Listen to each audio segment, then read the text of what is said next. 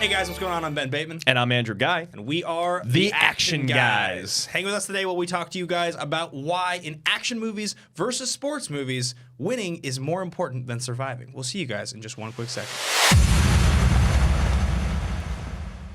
All right, I mean, it's a good point. Back. It's a real good, honest point. I think if you really think about it and talk about some of the greatest films of all time, you'll realize just how true it actually is. But that's the point of the show. That's what we're doing today. That's what we're doing today because, you know, this is the episode after Thanksgiving. Yeah. And what do you always love to do with your family? You love to eat a ton of food and watch a movie. And for me and my family, Rocky has always been, I don't know why, the Thanksgiving movie that we watch.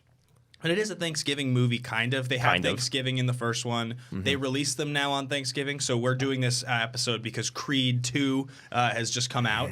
And we're very excited about it. It's obviously Creed 1 we loved. And we've covered on our other show, Action Movie Anatomy. So we sort of were like, you know, what is interesting to us about the Creed Rocky franchise? Yeah, why is it that these are why Rocky? Why is it that sports action movies essentially, because basically all sports movies are action movies because they have action in them. Why are those the action movies that you watch with your family as opposed to like, let's watch Gladiator together? Right. Even though my family loves Gladiator.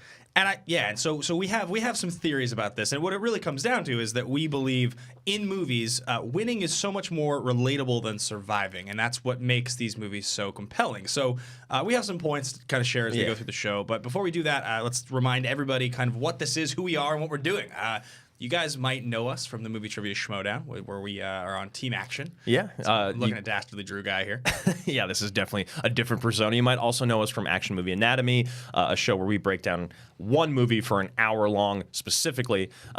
This is much more of a tangential show where we can take the idea of Rocky and talk about winning versus dying. Yeah, if you guys actually want to hear a full breakdown of Creed 2, you can. That's on the other network. We're doing that on Popcorn Talk Network, a full review of Creed 2. So this one is a little more about sports movies in general. But that's what today's show is really going to be about. If you want to follow along the conversation, you can find me personally at Ben Bateman Media, Twitter and Instagram. You guys can find me at Andrew Guy, and make sure to click like, subscribe, comment below. But really for us, it's about subscribing and downloading. Get those podcast numbers up on Podcast One or on, is it Apple Podcast? Yeah, you either one. That you Apple users use? Yeah. You rep that droid hard. I get a lot of crap when I send green text messages to anyone. It's like immediately I get crap about it. What are you doing? You guys aren't better than us. So some of the things that we think about or that we found were so relatable about Rocky or these sports movies, the first thing is you got to have an underdog. Yeah, so I was thinking, and I think the underdog thing, I mean, that's what makes Rocky 1, which is, we can pretty much both agree, the greatest sports movie of all time, even if it's not as good as later ones because they're more like developed. Right. It's the OG.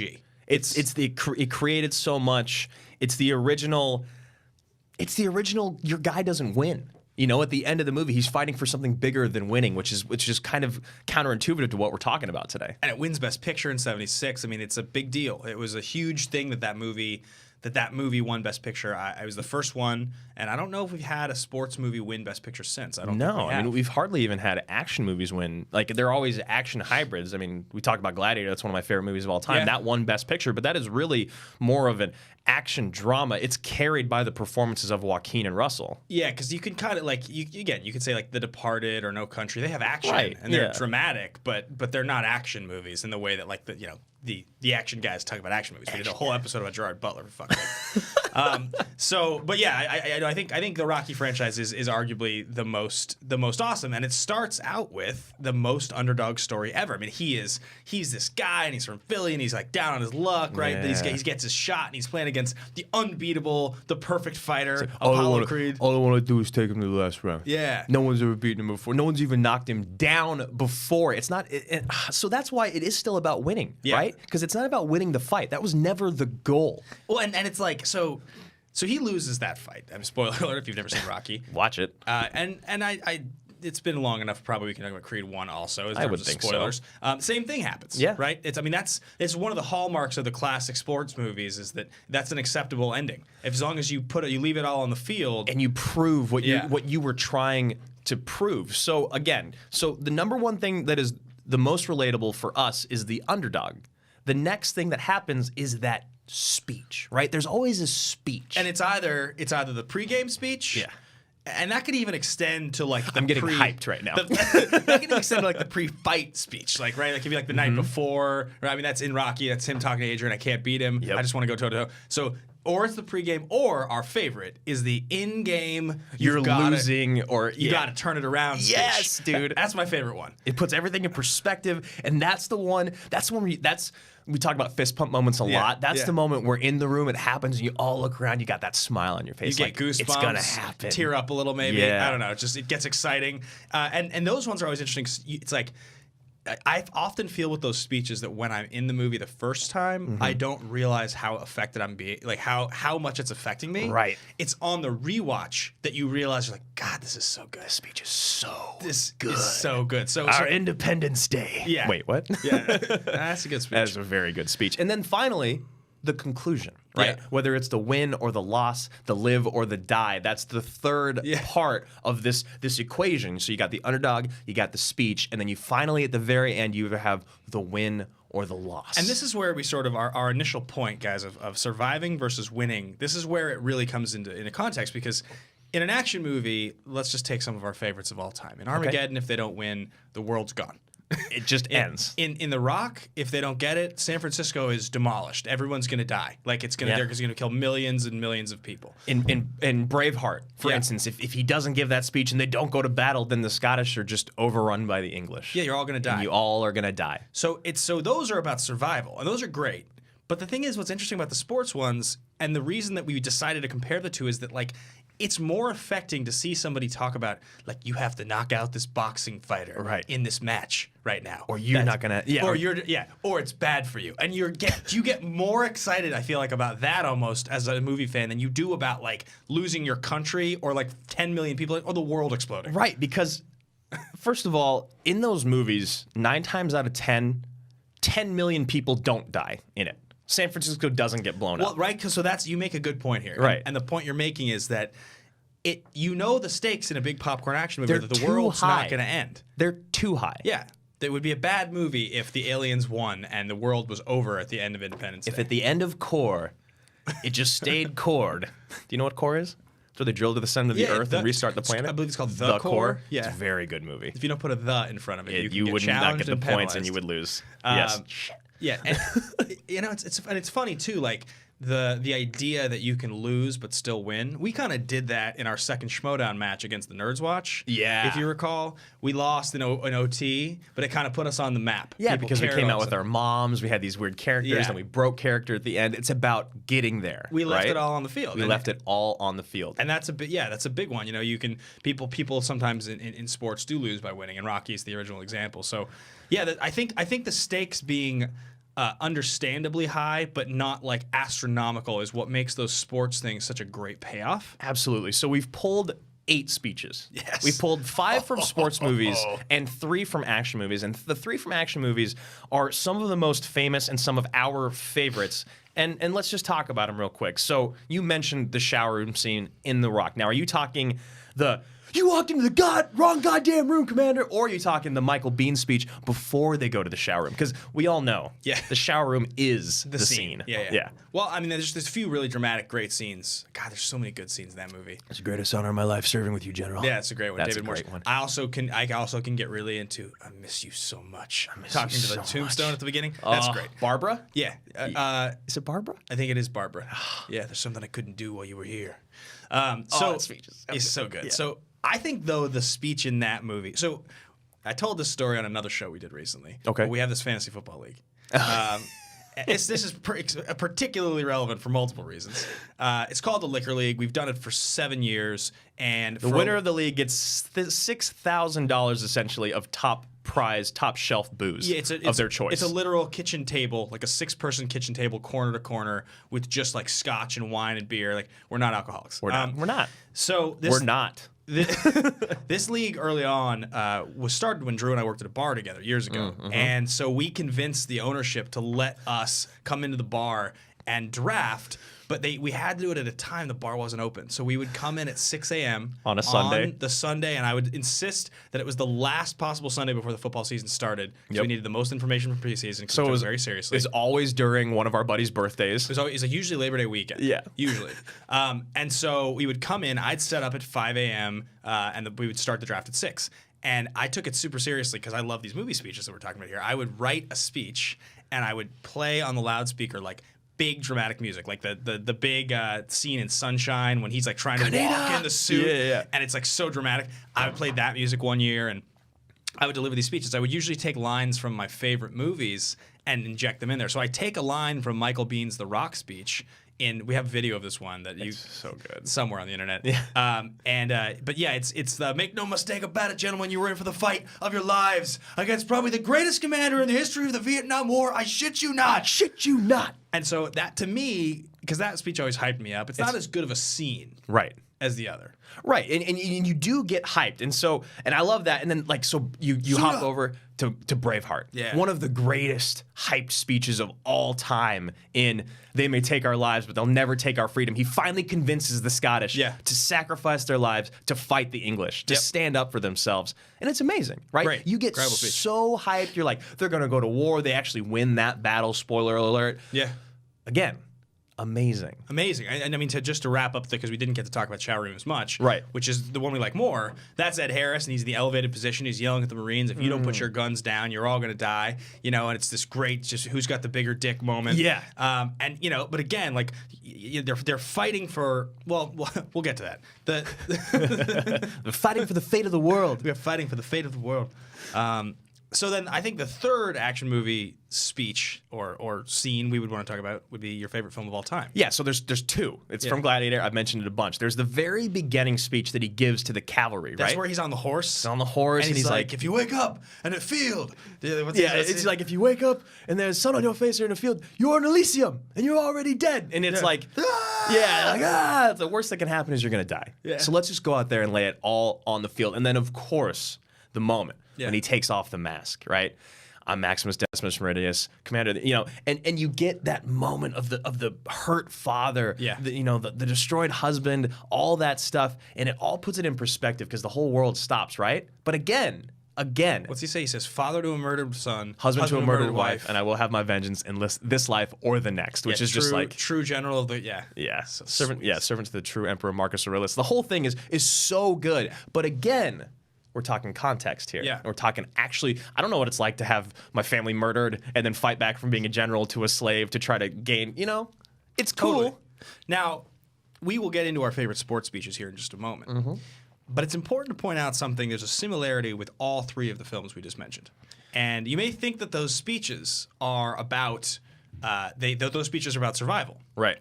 They're not. No.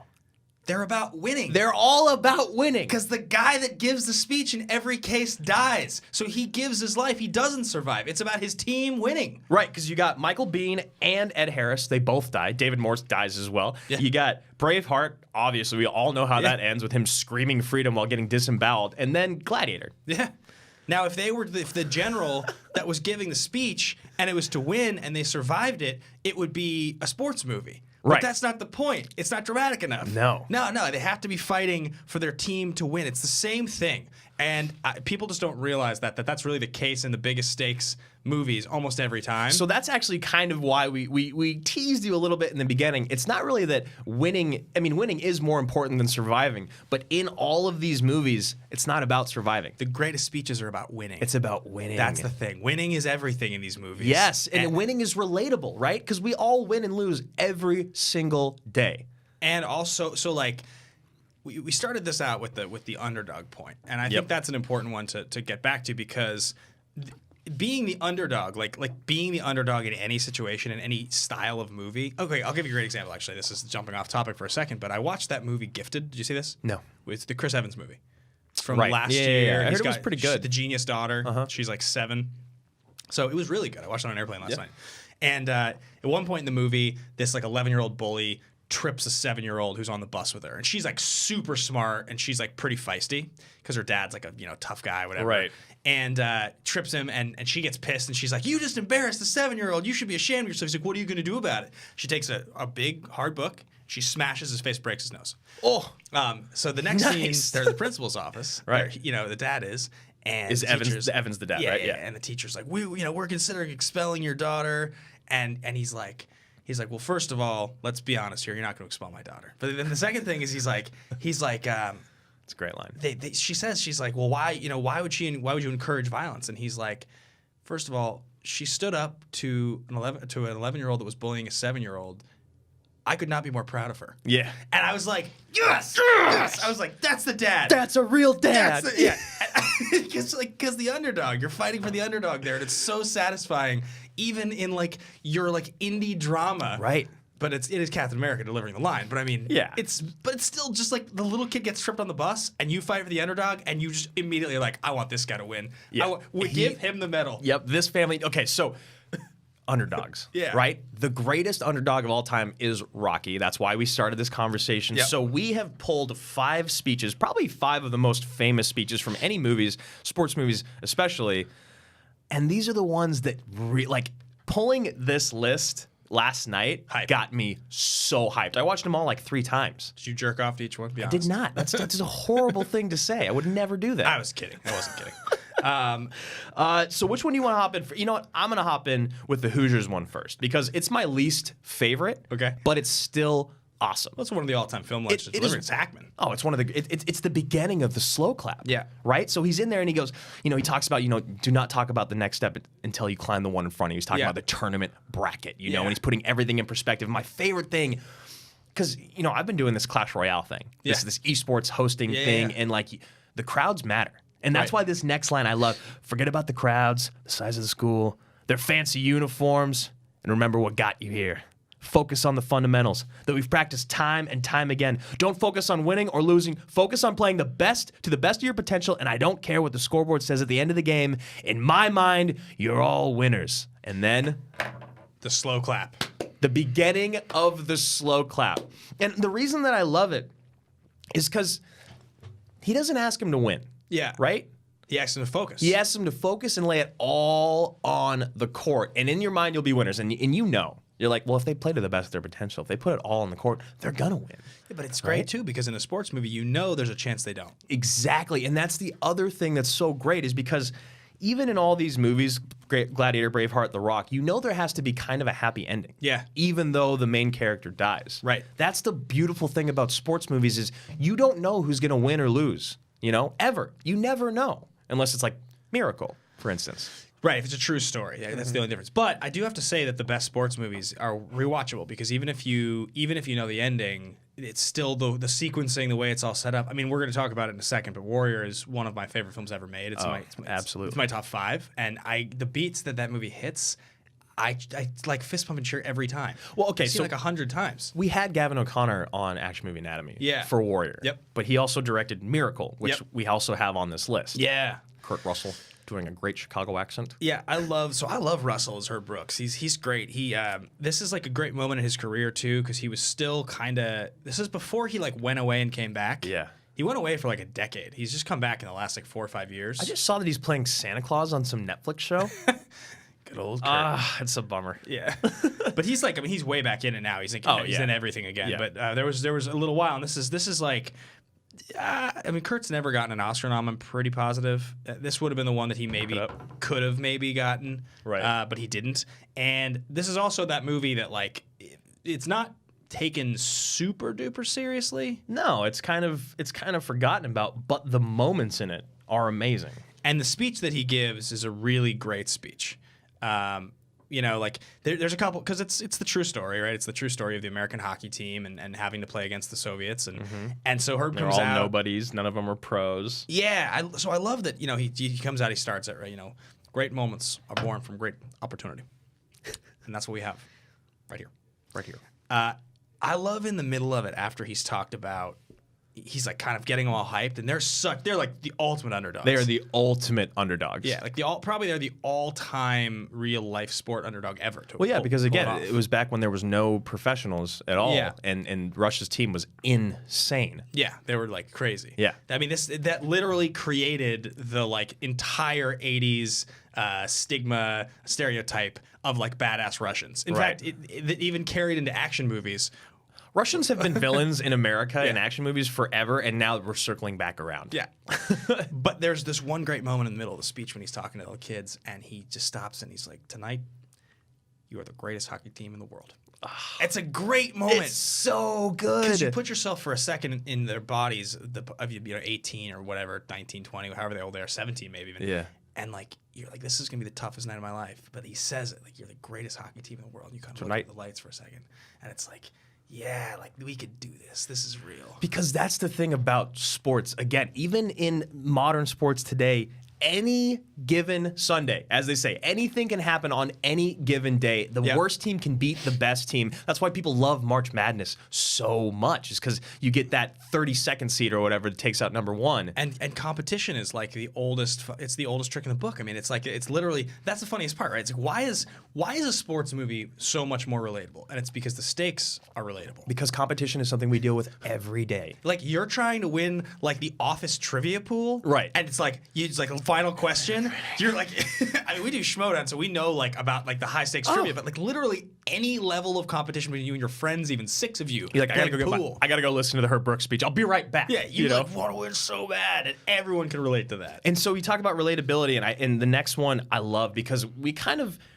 I actually like the way that we did because we went Hoosiers to Miracle, and now we're gonna get an Any Given Sunday, and it's almost like it goes from the stakes of winning a game, and then it moves into just real life, which is beautiful to finish this out. So like some of the things, and I hadn't seen the Any Given Sunday speech in a really long time, and when I called you last night, you started to recite it. Yeah. And I was like really impressed because I didn't know that it was that popular, but a lot of people think it's Al Pacino's best speech he's ever given in his career, and there's just so much good in it because he hates himself. Yeah, he's got that line, and these days, I don't like the face looking at me in the mirror. I don't like the face looking at me in the mirror. Yeah, it's so good. But the rest of it's, life is a game of inches, and so is football. And he says in here, we tear ourselves apart, and everyone else around us for that inch. We fight for that inch. We fight for that inch. And he's between living and losing, between living and dying. Yeah. I love is another great line. And then the last thing that he says, that's my favorite. He goes, I tell you, in every fight, it's the guy that's willing to die who's going to win that inch. Yeah, it's also peak raspy voice Pacino. Yeah. He sounds like it doesn't sound human for parts of it. He sounds so different than Michael Corleone at that point. You would never believe it was the same guy. No. Did he just smoke like crazy? I don't know, he just yelled a lot, I think. I'm not sure. Yeah. I mean, like you notice it happened. A lot of these guys, their voices change as they get older. Yeah. It's just what happened to him. Yeah. I mean, that's what happened to Pullman. You know what the problem with Pullman was? He didn't die at the end of Independence Day, so he sucked in the second one. I know, the second speech. Yeah. His voice, his old man voice is really wasn't good. It's not great. The Any Given Sunday speech, I think what's great about the Any Given Sunday speech is that it's not about football. And it's also the only speech here where he's addressing he's not addressing like necessarily as much of like a little bitch or like an underdog, not a little bitch, but right. He's addressing a group of like super egotistical, athletes. Full-grown men who play for basically the Miami Dolphins. Yeah. Like it's a big deal. And they are trying to win, but like these guys, a lot of these guys are the worst. If you've seen that movie recently, like they're all like drug addicts and crazy. Yeah, they're like the worst athletes ever, all on the same team. But he's trying to find a way to get through to him, and because I love that moment in the speech when he's like, I've pushed away anyone that ever loved me. Yeah. I pissed away all my money, believe it or not. Yeah. I love that line. Well, and also you and I love the broken hero. The grizzled broken hero that has a vice, drinking, whatever else is. But we love, and again, what I love so much about that speech is the relatability. It's all about life, fighting for that extra inch, how hard it is. The person who's willing to die in the room is the person that's going to win in the job interview. Whatever it is, the person that lays it all out on the table. I think Kevin Undergaro, a good friend of ours, founder of AfterBuzz TV, along with Maria Menounos, references this speech a lot. Oh, really? Well, because his line, Kevin loves the line, "We fight for every inch." Yeah. In life and in business, he likes to say, "We fight for every inch." That's one of his favorites, and I think I know we've talked about the speech with him before. He's a fan of it because it's true. I mean, I think that's probably the thing that separates this one from the others on the list is that it is about you're all rich, full-grown men. So what are you fighting for? Right. You're fighting to win because winning is everything. Winning is everything. Yeah. Because if you don't win, you lose. And if you like in this, it's like between living and losing. Yeah. Between living and dying, it's the same thing. Because if you're just a loser your whole life, man, you know what I mean? Like, I love that speech. And then these last two, you can take it. I know you want to. Well, we'll get into Creed first. We get into Creed first. I mean, just because the other one's our favorite ever. Yeah. I mean, this one for me, this one hits home to me. Creed. You know it does. Yeah. You know? When I rewatched Creed, this moment like rocked me to my core. I talk about it. So this is the moment in Creed where it's the final fight and he's getting the shit kicked out of him. Just like his dad. And he goes into the corner. Watch your dad die right here in my hands. And Stallone's in the corner, and Adonis's eye is swollen shut. And I love this moment, right, where he's like, how many fingers am I holding up, Adonis? And Stallone taps him, even though he's already telling him to quit. You gotta give up. What are you trying to prove? And he taps him the 3 times. That's a fist pump. And he's like, he holds the fingers up because he can keep him in the fight because he knows he can relate. He's like, I know this is my advice to you, but I went through this, so I'm not gonna rob you of this moment. Yeah, exactly. I know you can't see, but I'm not gonna rob you of this moment. Yeah. And so, and he's like, what are you trying to prove out there? Yeah. It's what are you trying to say? And he's like, that I'm not a mistake. And it's like, that's the beat. It's so simple that I'm not a mistake. It's 5 words. That's it. So again, it's a very relatable point to a lot of people. I mean, a lot of people can relate to that. I was raised without a dad. Yeah. I was raised without a dad. And the first time that I saw that moment in the movie, it shattered me. Yeah. Because also, he doesn't have to be there. No. That's the thing that I love about it is that Adonis doesn't actually, he's not Rocky. He has the money if he needs it. He's got a life. He's very smart. Yep. Like he's got all these things going for him, but he doesn't want any of that. He just wants to be a fighter. That's all he wants. He's got to prove to the world. He proved to the world and to prove to himself. And that line, I mean, look at what we're doing for a living. Yeah. Look at what we're trying to do. Yeah. You know what I mean? It's again, it's one of those things that's like, I got to keep doing this. I got to keep doing this to prove that I can, that I'm worth it, that I'm not a mistake, that this wasn't a mistake. It's so fucking relatable, man. So that, I love, and my favorite part is that he says that, and there's this beat. And this is the scene in the movie that gets me every time. Yeah. Is that then Rock looks at him and he's like, I never got to thank Mickey for taking care of, or Apollo for helping me after Mickey died. Yeah. But I'm gonna thank you right now, kid, because you've taught me more about myself. And he's like, it's building up, and he's like, and I'm gonna fight this thing because he's got cancer. He's like, but you got to get up there and knock this guy out. Can you do it? Yeah. Can you knock this guy out? And he gets up, and it plays the second half of the Rocky music. Yes, and you've been waiting the whole movie for it. Gotten it, and it cues it, and he gets up in slow mo. That's the scene for me that just I like. When that happened the last time, I jumped out of my chair. Oh, dude, your whole chills right now. And then he loses. Yeah. He loses to Pretty Ricky Collin.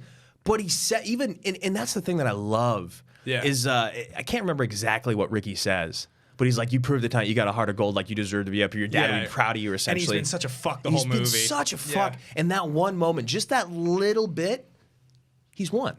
He won, dude. And so then, and this is the other thing I love so much as the post-game interview, is it also gets me so much. Right now we're just on a tangent because this movie's great. Oh my God, it doesn't matter because we're talking about Creed 2 anyway. This is the reason we got here. And he's like, if you could, talk to your father, what would you say? And I think he says that I forgive him. And then I love him. And I love him. And I'm proud to be a Creed. And I'm proud to be a Creed. God, it gets me every time. God, even right now, it's like if we weren't on camera, I might just cry. Yeah, a little bit. Yeah. You're crying a little bit. I'm not crying. I'm not crying.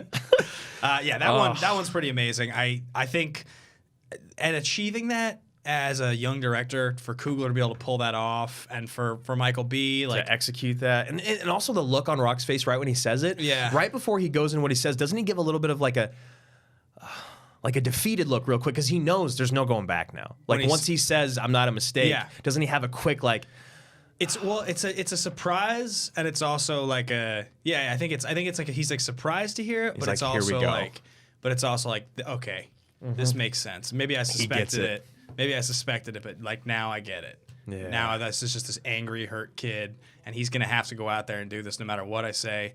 How fucking good is Stallone in that movie? He's so. I mean, like, makes me sad that Rylance actually beat him because I almost. Even though we love Rylance in that movie, he's so good. Great. I would prefer Stallone has that Oscar. I know. He does such a good job. I mean, maybe he'll get it for Creed 2 because from what we're seeing in the trailer, and he might die. Who knows? Like maybe he finally gets it because. The speech in the locker room, the speech in the house, the apologies, all the moments between him and Michael B are really amazing. I love when he's talking to Adrian's tombstone. That one broke my heart. That one is heartbreaking. Yeah, because they never acknowledge it. Yeah, getting up these stairs a little hard. That's so good. And then finally, I mean, this is like, if you guys know us, if you're fans of us, if you've paid attention, if you've watched Action Movie Anatomy, you know how special of a place in our heart the movie Warrior has. It's meant a lot to us in a lot of ways. We became good friends with the writer. He introduced us to Gavin O'Connor, the director. Anthony Tambakis is who I'm talking about, the writer. And yeah, we've gotten to meet and hang out with a lot of the cast now. Yeah, Joel's a really great guy, and the process of making this movie also makes you love it even more. Again, Action Movie Anatomy, check it out. Go check out the Warrior episode. It is definitely the most insightful episode we've ever done in the process of making and casting and writing a movie from the two people that did it. If you love Warrior, like, it's a can't miss. I've said this before, but like, as that movie grows on people's lists of like the all-time movies list, that's the best piece of Warrior content you'll ever find, because there's nothing 100%. else that has been done by as big of fans with as much love and freedom to ask questions. Like, that we weren't being run by NBC. Like, we wrote our own questions. It's an hour and 45-minute interview with the two guys that made the movie.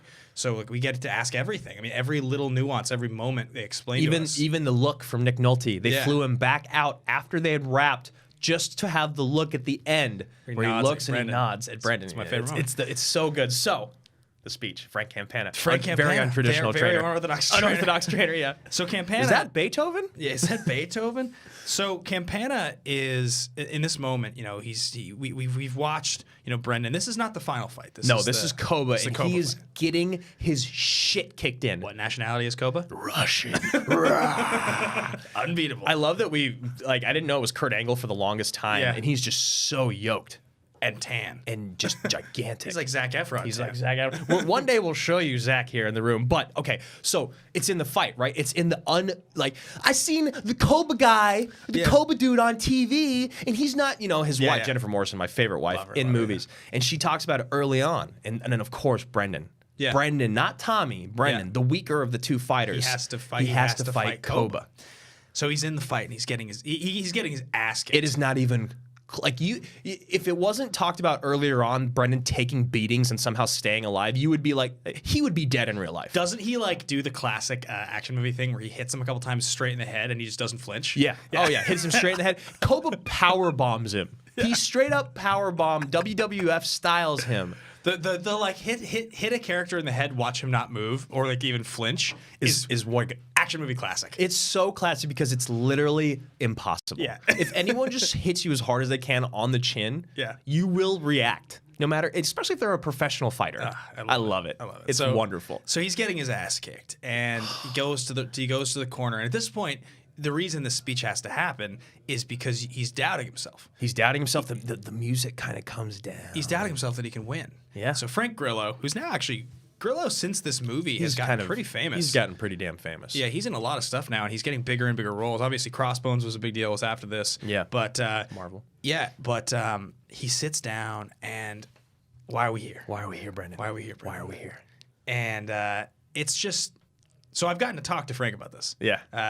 For a couple years ago, I interviewed him for that show that he did, Kingdom. Yeah. And I got to ask him about it, and like Frank Campana, it's my favorite. You know, it's my favorite moment of yours. It's one of my favorite movie speeches of all time. Yeah. And he improv'd a lot of that speech. So some of it was written by Anthony, and I said, which is unbelievable. Yeah, but he improv'd a lot of that speech, and I was like. You know, I said, he was like, he'll never admit this, but, you know, I improv some of that speech. I was like, no, Anthony told me that. He's like, really? Yeah. I love that. Yeah. He's like so excited. Well, because he goes, why are we here, Brendan? Yeah. Why are we here? Yeah. He's like, if you don't want to win this fight, if you don't want to, we can get tests, we can get the kids, we can go home. We can go home. We can go home. You don't knock him out. You don't have a home. Yeah. Oh, no, you don't knock him out. You don't win the fight. Yeah. You don't knock him out. You don't have a home. You don't have a home. And then music. Yes. And you're like, yes. He's gonna beat him. Yeah. How is he gonna beat him? It gets you so hyped when I think I cheer more in that movie when he beats Koba than maybe any other moment. Well, because also we got our good friend Kevin Dunn in there who's like, yes, he did it, honey, he jacked him, he did it. And like that's one of the things that's so beautiful about that movie is the reaction of the other fans is the same as you and me watching it. Totally. Yeah. Because the end scene, the final 10 minutes is one of my, I don't know, maybe one of my 50 favorite minutes of movies ever made. One of the greatest endings ever. I mean, About Today coming in. But it's not, you cheer in a different kind of way. Yeah. You cheer in an emotional way, when he beats Koba, you cheer in a straight up sports movie way. Like he won the fight. Yeah. You like get up. It's like you're actually watching your favorite team. It's like the United States beating Russia. It's just like that. And you knew. Did you know that he was going to beat Koba in that moment? I've probably seen the movie 90 times. Yeah, it's hard to remember. Can't remember. Yeah. I think you assume that he's going to fight Tommy. Like that's how you assume that the fight has to get there. Every time I've watched this movie with someone new for the first time, they always start thinking Tommy's going to win at the end. Yeah. And then throughout the fight, the final Brendan-Tommy fight, is they realize that Brendan has to win. Yeah. Even before the arm gets broken. I also like that Tommy doesn't I like that Tommy doesn't get hurt prior to the fight or something in some way that gives Brendan that edge. It's just a straight up he just beats fight. He just beats him outright because he's better tactically. Yeah. As a submissive fighter. So and Tommy can't win. And by the way, guys, as we've said, if you haven't seen the movie Warrior, oh my God, I promise you the spoilers we just gave you will not ruin the movie. Doesn't matter. Go watch it. It's still just as good. Nolte got an Oscar nomination for Best Supporting Actor as their alcoholic father. And he's incredible. Anthony and Gavin fought tooth and nail to get him in the movie. Like all the way down to not even telling production who they cast. So we got someone. Yeah. And then Nick shows up the first day and they're like, what the fuck? We told you we didn't want Nick Nolte. It's the best. It's my favorite. So my point though is that Tommy can't win because he's not the underdog. Right. And it would be unsatisfying. It would be unsatisfying. Brendan loses. He loses his home. Yeah. Him and Tess and him and the daughter out on the street. No way. Daughters. No way. No way. So. Yeah. How you feeling? I'm feeling good. I'm feeling hyped. I'm feeling hyped. I know. I feel like I want to go watch all these speeches right now. Yeah. So, all right. I think we can both agree that winning is more important than surviving. Well, yeah, because I think we found out in all the instances that it seemed like surviving was more important. Those guys all died. Yeah. And winning is actually the most important part. Yeah, winning is essential to a movie's plot. And a fist pump in like an action, sport, drama, whatever we're going to call this genre, I don't even know. But it also sort of does signal the idea that even the most like there are action-y sports movies, right? Like Rocky IV is a very action movie. Yeah. And even that, it's the same thing. It's it doesn't really matter if it's an action movie or it's a sports drama like Creed. The same moments are still the ones that resonate. Right, because you have to make Rocky an underdog again by killing Creed. Yeah. You make Drago that strong. And then he has the speeches, all of the speeches out in Russia with the trainers and with Adrian and with everything. And then you got the fight at the end. The amazing fight. It's the same damn formula. It's the best. Except that one, they literally were like, we're going to have these guys literally just full on punch each other in the head 40, 50 times. That's like every Rocky movie. Yeah. It's hilarious. I feel like 4, though, with how strong Drago's supposed to be. Yeah, his punches could kill someone. He hits Rocky in the head that many times. Yeah, I also love in Rocky 3 where it's just him and Clubber Lang just haymakers to the head, back and forth, over and over and over. Oh, yeah. Which is the one that he has to get bigger? Is that the one where he fights Clubber? Or is it that he gets bigger to fight Drago? He has to wear out Clubber, right? So he has to get smaller. Yeah, he has to get smaller and faster to keep up with him. I think Drago, he definitely goes and trains in Russia instead of in the States because it's supposed to be more grueling. And he gets bigger. Yeah. Because Drago's a bitch because he's on machines. He's roided out on machines. He's just straight roids in the movie. They just show him shooting up roids in the movie. There's just a quick cut of needle and vein, and that's it. Oh, man. I love this shit. So we have one last segment we're gonna get into with you guys today, and this is gonna be stupid. A little bit of a fun tag at the end here.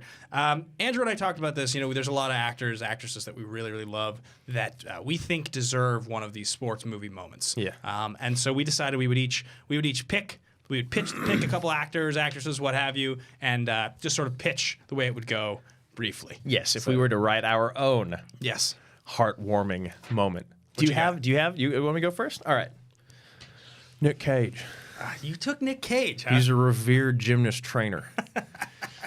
He's been one of the most famous trainers of all time, but he fell out of it because he's been an alcoholic. Okay. But he comes back into it because Ansel Elgort, a late bloomer in the men's gymnastics scene at University of Oregon. Go Ducks. Okay. Okay, right? Ansel's a duck. Ansel is a duck, and he's a gymnast. Okay. And Nick Cage is his trainer, right? And we're going to relive that moment where he breaks a bone. Whatever bone it is. It always happens to gymnasts. They break a horrible bone, and it's on the vault. Throws him off. He does the vault. He lands on his foot wrong, and he breaks a couple toes and his ankle, right? Nick comes out. How you feeling, Ansel? Yeah. It's not his name. It's Trevor. How you feeling, Trevor? He's like, I don't know. I don't know if I can do this. It's like, Trevor, I know I was never a good dad. That's the other thing. He's actually his dad. Oh. Yeah, he's his dad, too. Did you just come up with this right now? No. I've got it all written down. So look, Trevor, I know I wasn't there for you and your mother. I've had a drinking problem. I'm sorry. But right now, I need you. I need you to be a bigger man than I've ever been in my whole entire life. I need you to get back up there, and I need you to do this floor routine. I need you to do it, and you've got to hit the double axle at the end with the twist. It's the only way we can take it. It's the only way we can do it, and I need you to be a better man than I ever was. And they're crying. Yeah. He's crying. They're taping him up. They're bandaging him up, trying to hide it. Does he win or lose? I don't know. You have to watch the movie. You got to watch the movie. He goes out, floor routine starts. Okay. Cut to black. I can't tell you the ending. Okay, fair enough. So I decided... I just want to see Nick Cage be Ansel Elgort's dad. That's basically all I had going into this. So here's what I decided I would go with mine. It's Jackman. It's Hugh Jackman. Of course it's Jackman. Who's he screaming at? Chloe Grace Moretz. That's sad. Yeah. Well, I'll tell you though. This is where I go. So also another abuse of an alcoholic father. It's the only way you can do it in sports movies. It's the only way you can do it. I'm ripping off a little bit of the Warrior formula. When she's a little kid, he's alcohol. He beats the mom. And the mom leaves. Yep. So and she's a foster kid, whatever. He comes back in her life. It's a little bit more like the wrestler in that sense. Now he's sober, and she's a basketball player, high school basketball player. Chloe's yeah, point guard. She's a wing. Yeah, and so Jackman, but Jackman was a prodigy basketball player when he was younger. Of course, he was amazing. Why did he fall out of it? He played for Villanova. He got involved with the wrong people, and he took a bribe. And so he was disqualified. It was a big story. He took a bribe. He was in the papers. That's what started to drive him down the wrong path of drinking. So this movie's way better than mine. Yeah. So he comes back in, and he's got to basically train her for the big state whatever fucking thing. I don't know. It's a big. She's pushing back. She doesn't want anything to do with him. She doesn't want him to be around. But here's the twist. The twist is that he's not really better. He's still kind of a fuck.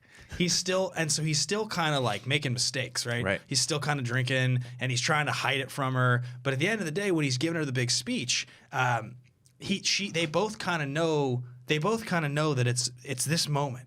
He's got to give her the speech to get her hyped to win the game. Yeah. They still might not have a relationship afterwards, even if she wins or loses, because he still sucks. She doesn't really want anything to do with him. But he's the hardest trainer, and he's the biggest motivating force.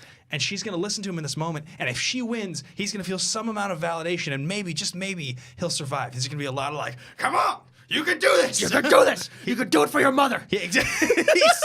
He screams. I think probably in the speech he does apologize for beating her mother. You literally just described the Nick Nolte Tom Hardy scene where he holds him in the bed. Yeah. Where it's like he's doesn't know if the relationship's going to work out in the end, but he has to have that moment with his dad. It's borrowed from a few of these movies. A couple things. It's a stereotypical type of deal. It's a stereotypical. I think probably the line that I use this in my speech, but I think the line, "We will not be intimidated." Yeah. I think it needs to be thrown in there because I think she must be playing against like much bigger girls, like a much bigger team. She's a tiny point guard. She's a little wing. point guard. Yeah. I think she's a good actress. I think she could handle it. I think she could too. She could keep it together. Just depends on the script, man. Yeah.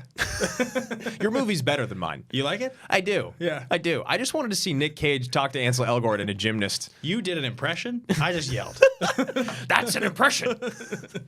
All right, so I think, I think Jackman he might even do the thing where he's talking like he doesn't even care. He doesn't care. He was a great trainer and an alcoholic in Eddie the Eagle, right? No. That's what he is. I should watch the film. It's a good movie. I like Eddie the Eagle. I actually like Eddie the Eagle I've never a lot. seen Eddie the Eagle. But I like Jackman a lot. He also he's a father, not a great father. He's also kind of a trainer in Real Steel, which I like a lot. You ever seen Real Steel? I've still never seen Real Steel, but someone was talking about it the other day and they loved it. It's not great, but it's entertaining. Yeah. It's a cable movie. Burns taped it off cable at one point. I watched it. Taped it off cable on VHS. He like recorded it. I got you. Do you don't remember that he used to do that? Dude, I watched Warrior was on DVR. Oh, that's right. That's what I watched. He used to just like DVR the movies off TNT and Spike. I would watch that movie relentlessly on your couch. This is so funny. It's like refuse to pay for movies. All right, so action versus sports. Why winning is more important than surviving? I think honestly, we just covered. It's the most relatable thing in the world. You always want your guy to win. Yeah. And live at the end of the movie. But if he wins and dies, you're still happy. You're still happy. Yeah. That proves the point right there. Winning is more important than surviving. In life and in movies. And in movies. Don't listen to what we're Done saying. and done. Guys, thank you so much for listening. It's been another great show here on The Action, guys. We are going to be taking a week off, coming back after Thanksgiving. If you guys want additional content in the meantime, be sure to check out Action Movie Night. This is us coming back from Thanksgiving. Are you sure? Yes. No. Yes, it is. Then that was wrong. This is us coming back from Thanksgiving. That's why we're because covering. we taped the other one. Yeah. So this is the week after Thanksgiving. So ignore what I said. Thank you guys so much. I hope you had a great Thanksgiving. We will be back next week with a sweet episode. Yeah, actually. we've got another it's very reminiscent of our Jerry B episode. Yeah, so it's the premise of the next week's episode, guys, is it's about who will be the last man standing in the action movie genre, and we have a whole fun thing there. So come check that out. If you want additional content in the meantime, check out patreon.com/teamaction. Yeah. You can find Drew and I recapping Schmodown matches, doing miniature little movie reviews. We do Skype calls with fans. It's patreon.com/teamaction. We're updating the tiers soon, so be sure to check that out. Yeah, and you can find me at Andrew Guy. You can find us collectively at Team Action Show on Twitter, and check us out on Facebook as well. We've got a couple fan pages there, the Action Army fan page and the Action Movie Anatomy fan page. And of course, click that like, subscribe button, download this podcast. Make sure to go to Collider Movie Podcast. Is that right? Yeah. Collider Podcast Network on YouTube. Subscribe, and also you can subscribe to the Movie Talk feed on the Apple Podcasts or Podcast One, all those things. And on YouTube, guys, please leave your comments. Let us know if you like what you're hearing, if you have ideas, if you think we're onto something, if you think we're big dick bags, whatever you want to say, or if you guys have a great father-son motivational speech, father-daughter, mother-daughter. Yeah, pitch it in the comments. We will read them and respond. Yeah, absolutely. Yeah. All right, guys. Thanks a lot. We'll be back. Bye.